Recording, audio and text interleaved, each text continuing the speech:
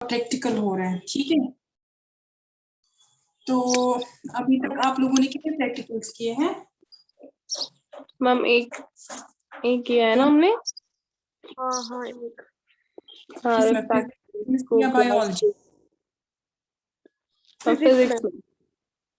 ठीक है, कौन सा किया उसमें? मैं तो नहीं तब, लेकिन अनम बोल रही थी वो हमने कौन सा किया, ग्लास प्रिज्म का। ये ग्लास स्लैब का स्लैब का। Laws of refraction through glass slab. उसका रिफ्रैक्टिव इंडेक्स भी निकाला? Yes ma'am. नो मैम, नहीं उतना नहीं पढ़ा। कितना किया हमने? 1 मिनट।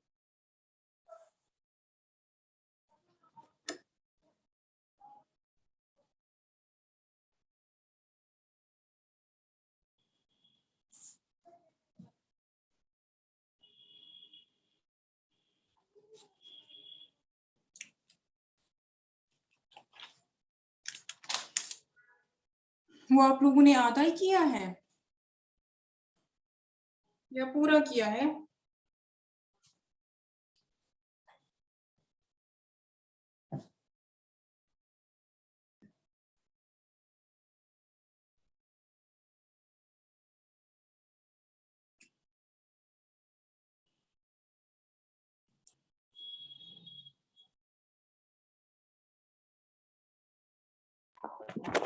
मैम हमने उसमें देखा था कि दैट हमने क्या किया, हमने सिर्फ देखा था रिफ्लेक्शन थ्रू ग्लास स्लैब कैसे होती है।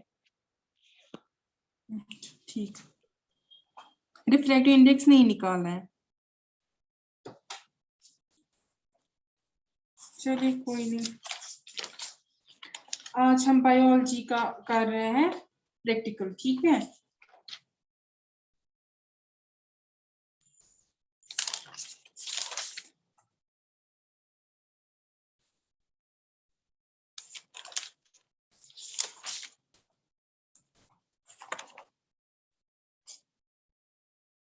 तो अभी स्टूडेंट्स का वेट करते हैं 2-3 मिनट तक, फिर उसके बाद स्टार्ट करते हैं। तो वो प्रैक्टिकल आप लोगों ने नोटबुक पे लिखा है?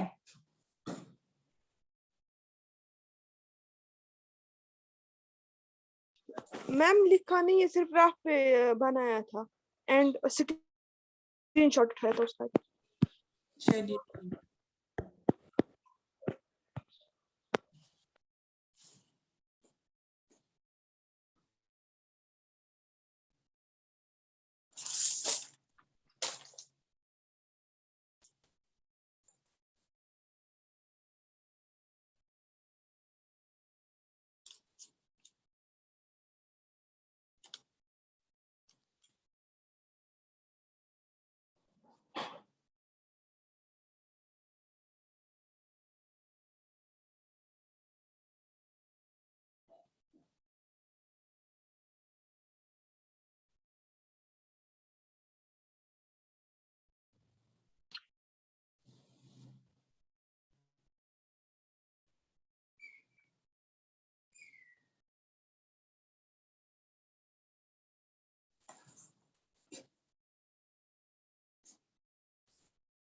तो आप लोगों ने पढ़ा होगा डाइजेशन, रेस्पिरेशन, ये सब आप लोगों ने पढ़े हैं, ये प्रोसेसेस? Yes ma'am. तो हमें डिफरेंट सिस्टम्स पढ़ने हैं बॉडी की, तो उनमें क्या क्या आता है? डाइजेस्टिव सिस्टम आता है, सर्कुलेटरी सिस्टम आता है, नर्वस सिस्टम आता है और रेस्पिरेटरी सिस्टम आता है। तो ये 4 सिस्टम जो हमें प्रैक्टिकल में पढ़ना है। आज हम 2 पढ़ेंगे, डाइजेस्टिव सिस्टम और रेस्पिरेटरी सिस्टम, ठीक है। तो डाइजेशन क्या होता है?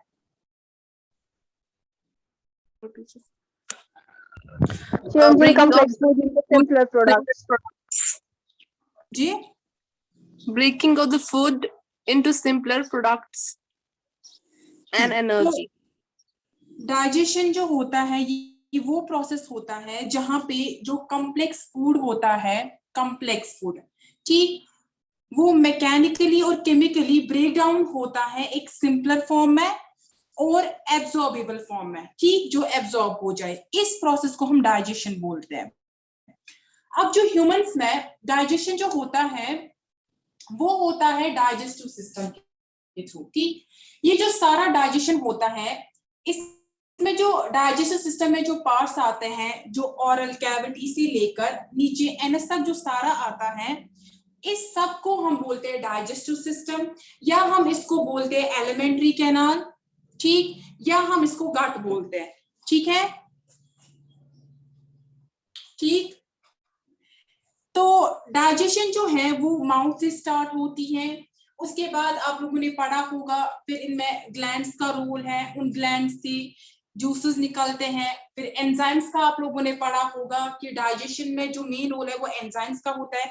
एंजाइम्स क्या करते हैं, वो ब्रेक डाउन करते हैं कॉम्प्लेक्स फूड मटेरियल को एक सिंपलर फॉर्म में। ठीक है, तो अगर हम देखेंगे सबसे पहले आता है हमारे पास ऑरल कैविटी। क्या आता है, ऑरल कैविटी। आप देख रहे हो यहाँ पे ऑरल कैविटी हम इसको बोलते हैं। ठीक, ऑरल कैविटी में क्या क्या आता है, पहले तो ऑरल कैविटी जो होता है इसको बाउंड करते हैं लिप्स। क्या करते हैं, लिप्स बाउंड करते हैं। ठीक, ये जो ऑरल कैविटी है इसमें आते हैं चीक्स आते हैं, गम आते हैं, टीथ आता है, पैलेट, टंग और मसल्स। ये जो आप देख रहे हो यहाँ पे पैलेट के दो टाइप्स हमारे ऑरल कैविटी में आते हैं। एक आता है हार्ड पैलेट, ठीक, दूसरा आता है सॉफ्ट पैलेट। अगर आप टंग से भी ऊपर अभी टच करोगे आप देखोगे वहां पे हार्ड बोनी स्ट्रक्चर होगा। ठीक, तो उसको हम बोलते हैं हार्ड पैलेट। ये जो बोनी स्ट्रक्चर जो होता है ऊपर, ये होता है हार्ड पैलेट। फिर उसके बाद जो आता है वो सॉफ्ट वाला, ठीक, वो होता है सॉफ्ट पैलेट। अगर आप अभी भी खुद भी अपने टंग से टच करोगे ऊपर, आप देखोगे वहां पे पहले बोनी स्ट्रक्चर होगा। ठीक, उसके बाद अगर पीछे देखोगे उसके वहां पे एक सॉफ्ट मसल जैसा कुछ स्ट्रक्चर होगा, वो होता है सॉफ्ट पैलेट। ठीक है, और यहाँ पे टंग होता है। टंग आपको पता है ये मसल होती है। ठीक, टंग किस में हेल्प करती है, मेस्टिकेशन ऑफ फूड में।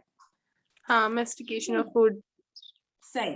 और टंग पे क्या होते हैं, टंग पे टेस्ट बड्स होते हैं जिनकी वजह से हम टेस्ट कर पाते हैं कि किसका टेस्ट सॉल्टी है, सॉर है, बिटर है, या क्या टेस्ट हो, वो हम टेस्ट बड्स की वजह से पहचान सकते हैं। ठीक है, उसके बाद जो टीथ होते हैं ऑरल कैविटी में, आप लोगों को पता है अडल्ट में कितने टीथ होते हैं प्रेजेंट टोटल, 32। एग्जैक्टली 32 होते हैं। और 32 उनकी फॉर्मूला क्या है, dental formula, incisors, canines, molars, premolars. Incisor, canine, premolar, molar. ठीक है, लेकिन फॉर्मूला क्या है, ये तो हो गए क्या क्या टीथ्स है, लेकिन आप रिमेम्बर नहीं है हो रहा है ऐसे। हाँ, रिमेम्बर तो नहीं हो रहा, आप बोलिए वो क्या होता है। इंसिजर्स, कितने कैनाइन्स, कितने मोलर्स और कितने प्रीमोलर्स वाला। हाँ, वो फॉर्मूला जिसमें इंसिजर आप लोगों ने फॉर्मूला नहीं पढ़ा है, 2 1 2 3 divide by 2 1 2 3। No ma'am, no ठीक है, मैम। तो मैं देखो टोटल होते हैं 32 टीथ। ठीक है, ऊपर कितने होते हैं 16, नीचे होते हैं 16। ठीक, अगर आप आगे से जाओगे जो फ्रंट इंसिजर होता है वहां से आप जो पीछे की तरफ एक साइड लो खाली। ठीक, इंसिजर्स 2 आते हैं, कैनाइन 1 आता है, प्रीमोलर 2 आते हैं और मोलर 3 आते हैं। आप लेफ्ट साइड से भी जाओ इंसिजर से, लेकिन आप राइट साइड भी जाओ फॉर्मूला यही रहेगी, ऊपर भी यही फॉर्मूला, नीचे भी यही फॉर्मूला। ठीक है, इससे जब आप कैलकुलेट करते हो तो टोटल टीथ जो आते हैं वो 32 आता है, जिसमें ऊपर आते हैं 16, नीचे 16 आते हैं। एक साइड से 8 आते हैं, दूसरे साइड से 8 आते हैं। ठीक, ये फॉर्मूला याद रखना, कभी कभी क्या होता है वाइवा में ये फॉर्मूला पूछते हैं, टीथ डेंटल फॉर्मूला इसको हम बोलते हैं। Incisor 2, canine 1, premolar 2, molar 3 divided by incisor 2, canine 1, premolar 2, molar 3। मतलब अपर जा और लोअर जा के ये डेंटल फॉर्मूलाज, मतलब कितने कौन से दांत होते हैं। हाँ हाँ, ये होते हैं डेंटल फॉर्मूला, हम इसको बोलते हैं। ठीक है, तो अब आपको पता है ह्यूमन बींग्स में 2 तरह के टीथ आते हैं। एक आते हैं मिल्क टीथ। ठीक, मिल्क टीथ कब अपीयर होते हैं, जब 6 मंथ के होते हैं। ठीक है, और फिर कंटिन्यू 2-3 साल तक होते हैं। फिर मिल्क टीथ शेड होते हैं, मतलब वो निकलते हैं, और उसके बाद आते हैं हमारे पास परमानेंट टीथ। अब टीथ का क्या फंक्शन होता है? टीथ का फंक्शन होता है ये कटिंग, बाइटिंग या च्यूइंग में हेल्प करता है। आप लोग क्या करते हो, कभी कभी जल्दी में हम च्यू नहीं करते हैं फूड को, उससे बहुत सारी प्रॉब्लम्स होती है। तो आप खाना जब भी खाओ आराम से खाना चाहिए और च्यू करके खाना चाहिए, ठीक है। तो ये था ओरल कैविटी। अब ओरल कैविटी में ग्लैंड होते हैं जिनको हम बोलते हैं सैलिवरी ग्लैंड, ठीक। ये सैलिवरी ग्लैंड जो होते हैं 3 टाइप के होते हैं। जैसे आप देखोगे आगे जो नीचे होते हैं इनको बोलते हैं सबलिंगुअल ग्लैंड, पीछे सबमैंडिबुलर ग्लैंड, और ऊपर जो होते हैं इनको पैरोटिड ग्लैंड बोलते हैं, ठीक है। इन ग्लैंड्स का काम क्या होता है? ये ग्लैंड जो होते हैं ये सिक्रीट करते हैं क्या? Saliva, enzyme. आप अभी भी देखो आपके मुंह में थोड़ा पानी जैसा होगा, ठीक है, तो उसको हम बोलते हैं सलाइवा। सलाइवा में एंजाइम होता है जिसको हम बोलते हैं सेलिवरी अमाइलेज, या इसको हम टाइलिन बोलते हैं। क्या बोलते हैं? सेलिवरी अमाइलेज, और we call it as ptyalin, ठीक। टाइलिन। तो उसके बाद आता है, ये था ओरल कैविटी का। ओरल कैविटी के नीचे जब आप जाते हो तो आप देखते हो वहां पे ईसोफेगस आता है, और आती है विंड पाइप भी आती है, ठीक। लेकिन अगर आप देखोगे जो ईसोफेगस होता है,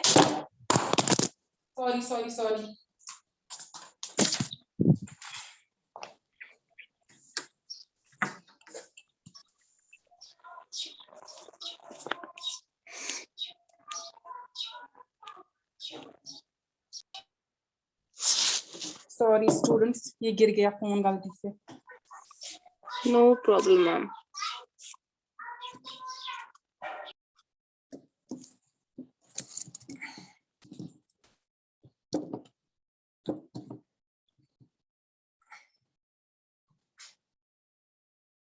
दिख रहा है अभी?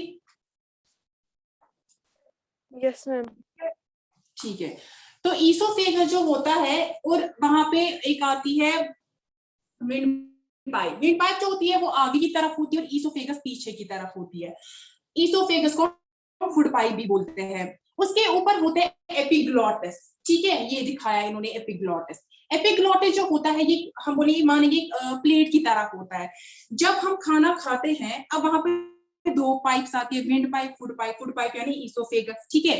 तो अब फूड को जो होगा, फूड जो है अगर वहां पे एपिग्लॉटिस नहीं होता तो फूड क्या करता है, ये तो विंड पाइप में भी जा सकता था, ठीक है ना, जिसकी वजह से विंड पाइप किसके लिए होती है? रेस्पिरेशन प्रोसेस में लगती है हमें। Yes, ma'am. लेकिन अगर एपिग्लॉटिस नहीं होता तो वहां से भी जा सकता था, फूड पाइप से भी जा सकता था। आपने देखा कभी कभार जब आप खाना खाते हो तो आप बातें भी करते हो तो उस टाइम पे आपको जो फूड है वो अटक जाता है।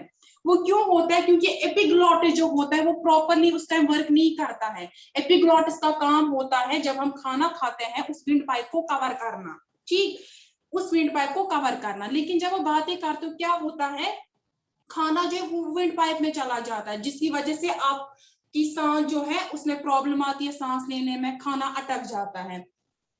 तो ये होता है एपिग्लॉटिस का काम, ये कवर करता है विंड पाइप को। जब हम खाना खाते हैं तो वो जाता है ईसोफेगस। ईसोफेगस पीछे की तरफ होता है और जो विंड पाइप होती है वो आगे की तरफ। आप देख सकते हो यहाँ पे जो विंड पाइप है वो यहाँ पे होती है, ये ट्रैकिया जिसको बोलते हैं, ठीक।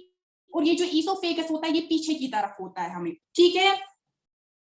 उसके बाद यहाँ पे होता है डायाफ्रागम, इन्होंने नहीं दिखाया है बट यहाँ पे होता है डायाफ्रागम, ठीक है।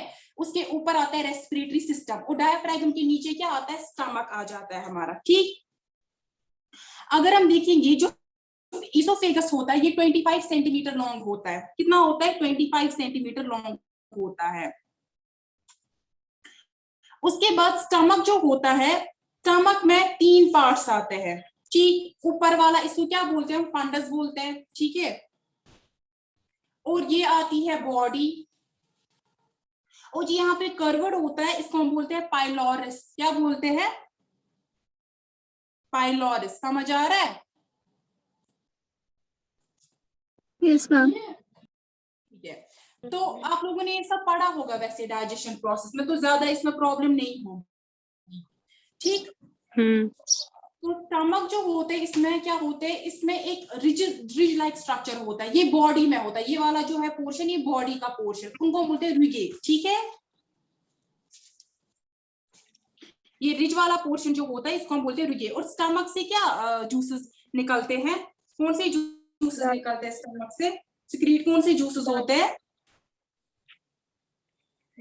गैस्ट्रिक जूसेस, ठीक है, उनको हम गैस्ट्रिक होते हैं। और उनमें कौन सा एंजाइम होता है? उनमें पेप्सिन होता है। और वो पेप्सिन क्या करता है कन्वर्ट? वो प्रोटीन को किन में कन्वर्ट करता है? पेप्टोन्स में। ठीक, फॉर्म होता है प्रोटीन का, यानी प्रोटीन को ब्रेक डाउन करता है, उनको पेप्टोन्स में कन्वर्ट करता है। ये काम होता है स्टमक का। फिर अगर आप स्टमक के नीचे यहां से देखोगे साइड से, यहाँ पे होता है लिवर। ठीक, लिवर के दो पार्ट्स आते हैं, एक आता है राइट लोब, दूसरा होता है लेफ्ट लोब। ठीक, लिवर जो होता है ये क्या करता है? ये एक ग्रीनिश येलो जूस क्रिएट करता है जिसको बोलते हैं बाइल। ठीक, वो बाइल जो है वो इस गॉल ब्लेडर में स्टोर रहता है, क्योंकि जब हम खाना खाते हैं, अब जब वो चला जाएगा इन इंटेस्टाइन्स में, ठीक, तो उस टाइम पे जब बाइल जूस की जरूरत पड़ती है तो उस टाइम पे ये गॉल ब्लेडर जो होता है, यहाँ पे बाइल डक्ट होता है। वो बाइल डक्ट स्मॉल इंटेस्टाइन्स के साथ कनेक्टेड होता है, ये स्मॉल इंटेस्टाइन्स है, उनके साथ कनेक्टेड होता है और वहां से बाइल जूस को सिक्रीट करता है। ठीक, तो बाइल जूस किसमें जाता है? बाइल जूस जाता है स्मॉल इंटेस्टाइन्स में, याद रखना। ठीक, इसके बाद यहाँ पे पेनक्रियाज भी होता है, इसका लीफ लाइक स्ट्रक्चर है। ठीक, यहां से पीछे से दिखाया गया है पेनक्रियाज। ठीक है, पेनक्रियाज क्या सिक्रीट करता है? हाँ, कौन कौन से एंजाइम्स वहां पे होते हैं? वहां पे होते हैं पेनक्रियाटिक अमाइलेज, ट्रिप्सिन और लाइपेज। क्या क्या? पेनक्रियाटिक अमाइलेज, ट्रिप्सिन और लाइपेज। ये वाले तीन एंजाइम्स पेनक्रियाटिक जूसेस में होते हैं। ठीक, पेनक्रियाज जो होता है वो बिहाइंड स्टमक होता है, आप यहाँ पे भी देख सकते हो, ये स्टमक है, स्टमक के पीछे यहाँ पे आता है पेनक्रियाज। ठीक है, उसके बाद आता है स्मॉल इंटेस्टाइन। स्मॉल इंटेस्टाइन जो है ये यहाँ पे दिखाया गया है, स्मॉल इंटेस्टाइन्स। ठीक, स्मॉल इंटेस्टाइन्स की जो लेंथ होती है वो 5 to 7 मीटर्स लेंथ होती है, और जो टोटल एलिमेंट्री कैनाल है इसकी जो लेंथ है वो 9 मीटर होती है। क्या होती है? 9 मीटर, जिसमें सबसे ज्यादा पार्ट जो होता है वो स्मॉल इंटेस्टाइन का होता है, वो 5 to 7 मीटर्स तक होता है। ठीक है, अब जी स्मॉल इंटेस्टाइन जी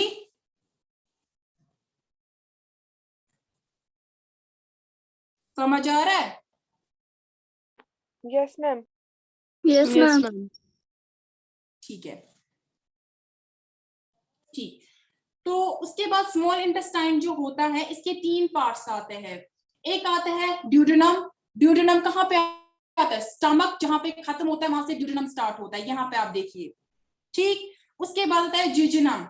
कहाँ पे? यहाँ पे, ये होता है जिजिनम। ठीक है, यहाँ पे थोड़ा सा आपको कॉम्प्लेक्स लग रहा होगा, लेकिन आप क्या करना, जब आप घर जाओगे, आई मीन से आप घर पे ही हो, लेकिन फिलहाल जब क्लास खत्म होगी उसके बाद आप देखना अपनी प्रैक्टिकल नोटबुक पे, वहां पे आपको डाइजेस्टिव सिस्टम का चार्ट दे के होगा, वहां पे आपको सब कुछ सिंपलर वे में दिखाया गया है। ठीक, यहाँ पे थोड़ा बहुत ही कॉम्प्लिकेटेड है क्योंकि ये 3D इन्होंने दिखाया, ऑलमोस्ट मतलब 3D जैसा, 3D तो नहीं बोलेंगे हम, लेकिन वहां पे आपको थोड़ा बहुत सिंपलर दिखेगा वो। ठीक है, तो स्मॉल इंटेस्टाइन में पहला पार्ट ड्यूडेनम आता है जो स्टमक के पास है, फिर जिजिनम आता है दूसरा, फिर आता है इलियम। ठीक है, एक सेकेंड, ये वाला पार्ट है इलियम। ठीक, ये जिजिनम और ये ड्यूडेनम होता है। ठीक है, उसके बाद लार्ज इंटेस्टाइन जो आप ये देख रहे हैं ना, ये वाला, ये लार्ज इंटेस्टाइन होते हैं। ठीक, जो स्मॉल इंटेस्टाइन जहां पे खत्म होता है, यहाँ पे स्मॉल इंटेस्टाइन खत्म होता है और यहाँ पे इलियोसिकल वाल्व होता है जो कनेक्ट करता है इसको, दिस इज सीकम। ठीक है, ये लार्ज इंटेस्टाइन का पार्ट है, इन दो को कनेक्ट करता है, स्मॉल इंटेस्टाइन को लार्ज इंटेस्टाइन के साथ ये कनेक्ट करता है। ठीक है, ये वाल्व जो होता है इलियोसिकल वाल्व, ये इन दोनों को कनेक्ट करता है थ्रू सीकम से। ठीक, यहाँ पे नीचे अपेंडिक्स होता है। अगर आप देखोगे जब आप फूड मटेरियल जब ब्रेक डाउन होता है सिंपलर फॉर्म में स्मॉल इंटेस्टाइन्स में, फिर जब वो लार्ज इंटेस्टाइन में जाता है तो वो जो वेस्ट मटेरियल होता है वो सॉलिड फॉर्म में होता है। किसमें होता है? वहां पे वो सॉलिड फॉर्म में होता है। ठीक, यहाँ पे अगर आप देखोगे जब लार्ज इंटेस्टाइन से वो पास होता है तो यहाँ से वो चला जाता है रेक्टम में। ठीक, रेक्टम के बाद फाइनली एनएस से वो एक्सक्रीट होता है। ठीक, एनएस पे हमारे पास जो होगा हम बोलेंगे यहाँ पे खत्म हो जाता है। ये सारा एलिमेंट्री कैनाल 9 मीटर्स का होता है। और एक बात यहाँ जो होता है, यहाँ पे एनएस पे यहाँ पे एक राउंड शेप होता है जिसको हम बोलते हैं स्फिंक्टर बोलते हैं। ठीक, स्फिंक्टर यहाँ पे स्टमक जो होता है, स्टमक में दो होते हैं, एक यहाँ पे और यहाँ पे स्फिंक्टर होता है। इन्होंने यहाँ पे चार्ट पे नहीं दिखाया है। वो क्या करता है, उनका काम क्या होता है, आप देखो जब मतलब at the time of excretion आपको अगर वो स्फिंक्टर नहीं होता तो जब आप खाना वगैरह खाते तो वहां पे मतलब रुकावट का कोई नहीं होता, तो सीधे क्या हो जाता, सीधे एक्सक्रीशन हो जाता। ठीक, स्फिंक्टर का काम होता है उस वेस्ट मटेरियल को यहाँ पे होल्ड करना और तभी एलो करना जब एक्सक्रीशन का टाइम होगा, उससे पहले वो उसको एलो नहीं करता है। और एक बात आप याद रखना, जो डाइजेस्टिव सिस्टम होता है यहाँ पे जो फूड जो जाता है ऊपर माउथ से लेकर नीचे तक पेरिस्टाल्टिक मूवमेंट में जाता है। पेरिस्टाल्टिक मूवमेंट पढ़ा है आप लोगों ने कुछ? Yes ma'am. क्या होता है peristaltic movement? Ma'am peristaltic movement हुआ जब खाना कॉन्ट्रैक्ट और रिलैक्स होता है हमारे फूड पाइप में, उसको पेरिस्टाल्टिक मूवमेंट कहते हैं। सही, खाली ऊपर नहीं फूड पाइप में, वो सारे जो एलिमेंट्री कैनाल है, सारे एलिमेंट्री कैनाल में there is a contraction and relaxation, ताकि क्या हो, देखो अगर वैसा कुछ नहीं होता, सीधे पाइप होती है, ऐसे अगर मैं इसोफेगस की एग्जांपल लूंगी, सीधे पाइप होती, जैसे इन्होंने यहाँ पे उसका कुछ जिक्र नहीं यहाँ पे पेरिस्टाल्टिक मूवमेंट का, ये सीधे अगर पाइप होती ना, सीधे ऐसे फूड जाता, अगर पेरिस्टाल्टिक मूवमेंट ऊपर से लेकर नीचे तक वो सीधे चला जाता। ठीक है, यहाँ पे मतलब जैसे हम खाना खा रहे हैं वैसे एक्सक्रीशन भी हो जाता उसी टाइम पे। पेरिस्टाल्टिक का मूवमेंट काम ही होता है जब यहाँ पे फूड होगा ना, जब वो नीचे जाएगा यहाँ पे कंट्रैक्ट होगा, यहाँ पे रिलैक्स होगा, कंट्रैक्शन से क्या होगा, अगेन फिर कंट्रैक्शन रिलैक्सेशन, फिर अगेन कंट्रैक्ट रिलैक्स होगा, वो पेरिस्टाल्टिक मूवमेंट से क्या होता है, फूड जो होता है वो आराम आराम से जाता है अप टू दी जब एक्सक्रीशन का टाइम आता है। स्फिंक्टर का याद रखना, स्फिंक्टर का काम क्या होता है, वो इस एक्सक्रीशन के टाइम ही खाली एलो करता है वेस्ट मटेरियल को बाहर जाने के लिए। ठीक है, थ्रू एनएस से। तो ये आपका डाइजेस्टिव सिस्टम था। ठीक है, आप अपनी नोटबुक पे डाइजेस्टिव सिस्टम आज लिखेंगे और अभी मैं रेस्पिरेटरी सिस्टम का आपको दिखाऊंगी।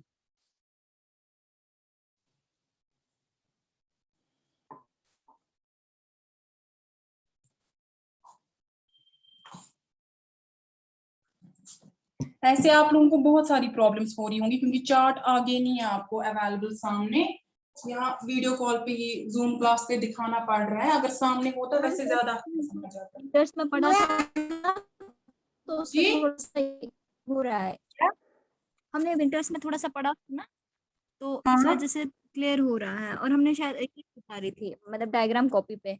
चलो ठीक, प्रैक्टिकल और पढ़ने में बहुत डिफरेंस होता है।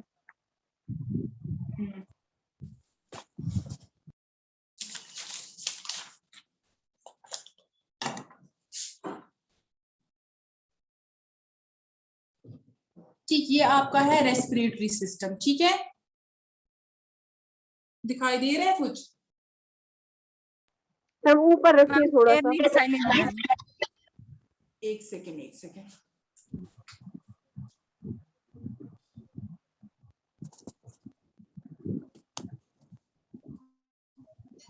दिख रहा है अभी?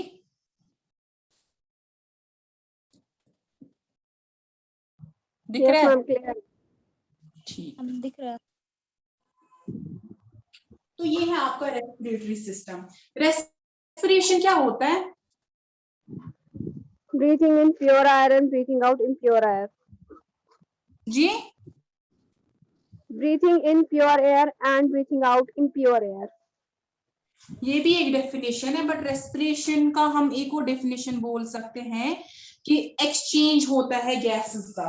ठीक है, हम इनहेल करते हैं ऑक्सीजन और एक्सहेल क्या करते हैं, कार्बन डाइऑक्साइड गैस। ठीक, तो ये एक्सचेंज होता है, ये लंग्स में होता है। ठीक, ये लंग्स जो होते हैं, दीज आर लंग्स। ठीक है, दो लोब्स होते हैं इसके लंग्स के। यहाँ पे जो गैसेस का एक्सचेंज होता है किसके साथ होता है, ब्लड के साथ। ठीक, ब्लड और एयर का एक्सचेंज होता है यहाँ पे लंग्स में होता है, सॉरी एक्सचेंज जो होता है गैसेस का वो होता है यहाँ पे, और ब्लड जो होता है उसका भी एक्सचेंज होता है यहीं पे। स्टूडेंट्स अब आ रहे हैं, ये कहाँ थे तब से?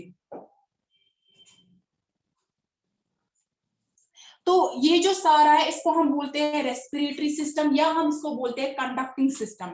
ये एक पाथवे होता है जहां से एयर जो होता है वो ट्रैवल करता है नेजल कैविटी से लेकर कहां तक, लंग्स तक करता है। तो इस पाथवे में क्या क्या आता है? नेजल कैविटी आती है, फेरिंक्स आता है, लेरिंग्स आता है, ट्रैकिया आता है, ब्रोंकाई आता है। ब्रोंकाई कहाँ पे होते हैं? ब्रोंकाई लंग्स में होते हैं, ठीक है। सबसे पहले अगर हम देखेंगे, सबसे पहले आप देखो नॉस्ट्रल्स होते हैं, these are nostrils.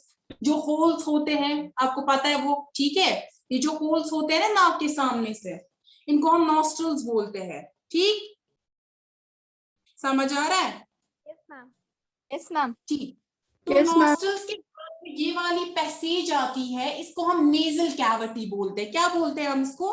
Nasal cavity. तो अगर हम रेस्पिरेटरी सिस्टम की बात करेंगे तो सबसे जो पहले पार्ट आता है रेस्पिरेटरी सिस्टम का वो आता है नेजल कैविटी, ठीक। ये नेजल कैविटी जो होती है इसमें एक तो म्यूकस सिक्रीट होता है, दूसरा इसमें हेयर्स होते हैं। ये सब आप लोगों को पता होगा, इसमें हेयर्स होते हैं। इन हेयर का रोल क्या होता है? क्लीन जो करती बाहर है, से particles पार्टिकल्स को होते हैं वो prevent करना। रोक देते हैं। सही, एग्जैक्टली।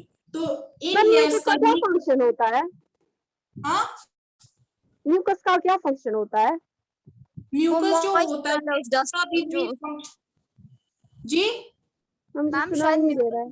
करता है उस डस्ट को, फिर ताकि वो अंदर नॉर्मली चला जाए, और जो हेयर्स हैं वो उस जो उसमें इम्प्योरिटीज होती हैं वो वहीं पर ही पकड़ लेते हैं। सही, एग्जैक्टली। इनका यही काम होता है, डस्ट पार्टिकल्स या छोटे छोटे जो टाइनी या माइक्रो ऑर्गेनिज्म जो होते हैं, छोटे, बहुत छोटे छोटे, जो नहीं दिखते हैं ऐसे नेकेड आई से, तो वो क्या कर सकते हैं, वो यहाँ से अंदर जा सकते हैं, जिससे बहुत सारी प्रॉब्लम हो सकती है, ब्रीथिंग में प्रॉब्लम हो सकती है, ठीक है। मैम लेकिन वो तो हेयर्स का फंक्शन होता है ना? वही म्यूकस का भी फंक्शन होता है, ये दोनों जो होते हैं, एक हेयर भी और म्यूकस भी, ठीक। दोनों का सेम फंक्शन होता है।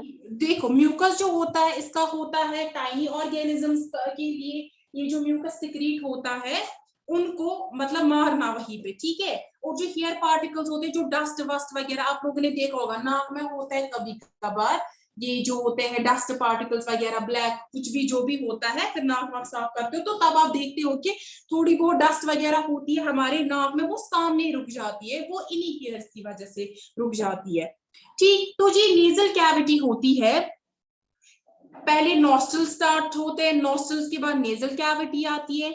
नेजल कैविटी में आप देखोगे वहां पे कार्टिलेज होती है, बोन होती है, सामने कार्टिलेज होती है, ठीक। यहाँ पे आप देखोगे यहाँ सामने कार्टिलेज होती है और यहाँ पे बोन होता है। आप अगर खुद भी टच करोगे अपने नोज को, आप देखोगे सामने वाला पोर्शन जो उसको हम थोड़ा बहुत इधर उधर कर सकते हैं, क्योंकि कार्टिलेज क्या होता है, कार्टिलेज सॉफ्ट बोन होती है, ठीक। तो ऊपर जो बोन होता है वो हार्ड होता है, उसको हम इधर उधर नहीं कर सकते, ठीक है। ये क्या करते हैं, ये जो बोन और ये कार्टिलेज ये डिवाइड करते हैं इस नेजल कैविटी को दो में, ठीक है। इसको हम बोलते हैं नेजल सेप्टम, ठीक। ये नेजल सेप्टम क्या करते हैं, ये नेजल कैविटी को दो में डिवाइड करते हैं। आप लोगों को पता है, आप देखोगे अपने नाक को भी अगर आप देखोगे ऑब्जर्व करोगे तो दो कैविटीज है, एक लेफ्ट साइड से जा रही है, एक राइट साइड से जा रही है, ठीक है। उसके बाद नेजल कैविटी जो होती है उसके बाद आता है फेरिंक्स, ठीक। अगर हम देखेंगे यहाँ पे नेजोफेरिंक्स, ठीक, इसको हम बोलते हैं फेरिंक्स। और फेरिंक्स के बाद क्या आता है, फेरिंक्स के बाद आ जाता है लेरिंक्स। लेरिंक्स जो होता है ये नेक में सिचुएटेड होता है, कहाँ पे, नेक में। लेरिंक्स को मैंने आपको अभी भी बोला था इससे पहले, अगर हम लेरिंक्स को बात करेंगे तो एपिग्लॉटिस जो होता है वो इस लेरिंक्स को कवर करता है, ठीक, ठीक है। मैम इन दोनों में से पाइप कौन सी होती है? लेरिंक्स को ही हम विंड पाइप बोलते हैं। ट्रैकिया किसको कहते हैं फिर? ट्रैकिया उसके बाद आता है, ठीक है।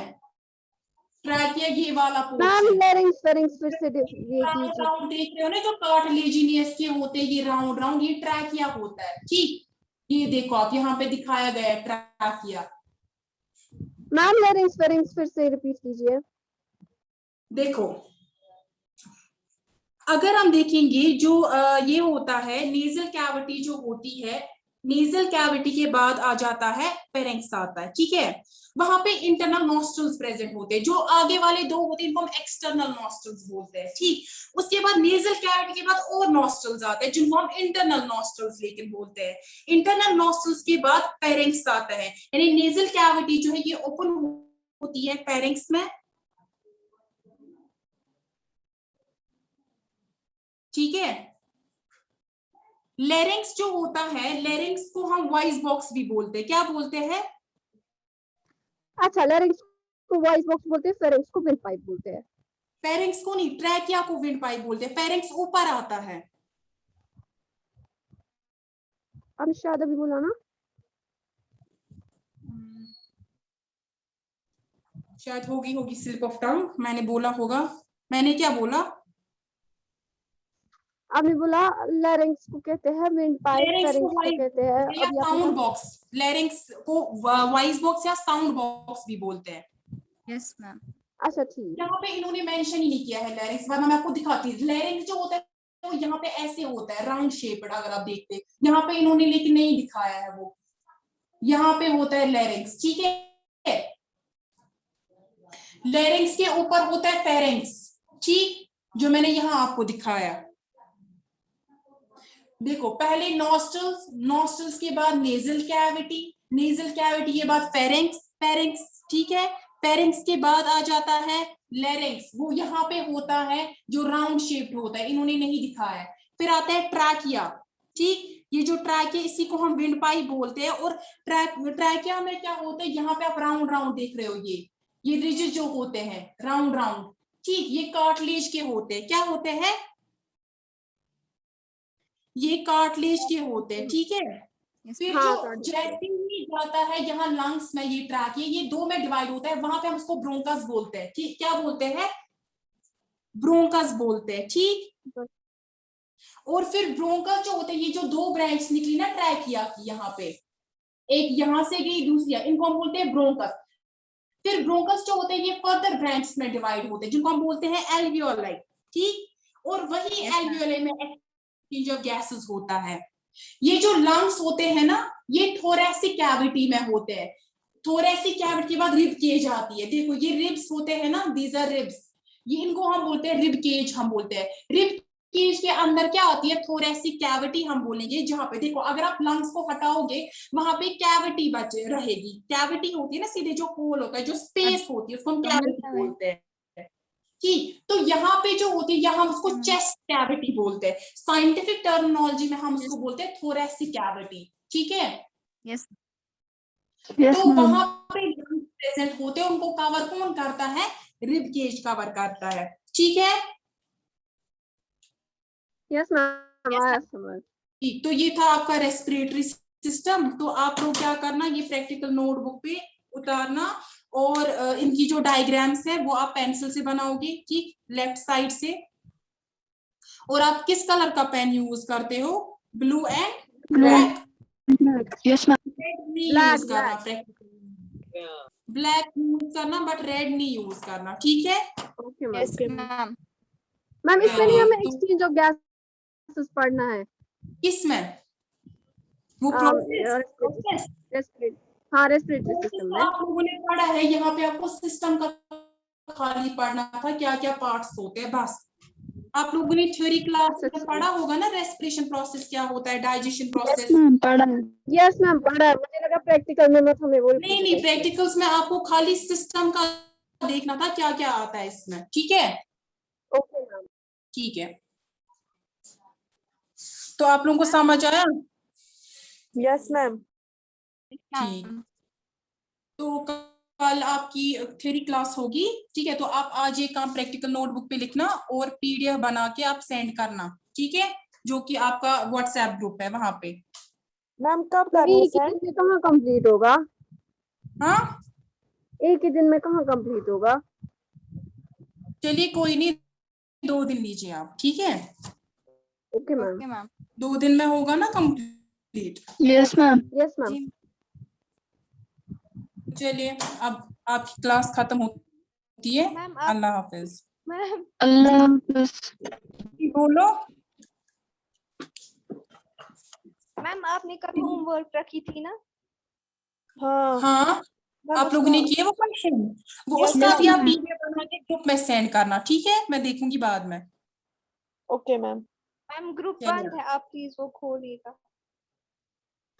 ग्रुप बंद है, वहां पे एडमिन को खाली रखा है। ठीक है, मैं सेटिंग करती yes. हूँ चेंज थोड़ी देर में। खाली आप पीडीएफ सेंड करना, ठीक है? Okay ma'am. ठीक है, चलो, अल्लाह हाफिज। अल्लाह अल्लाह हाफिज। हाफिज।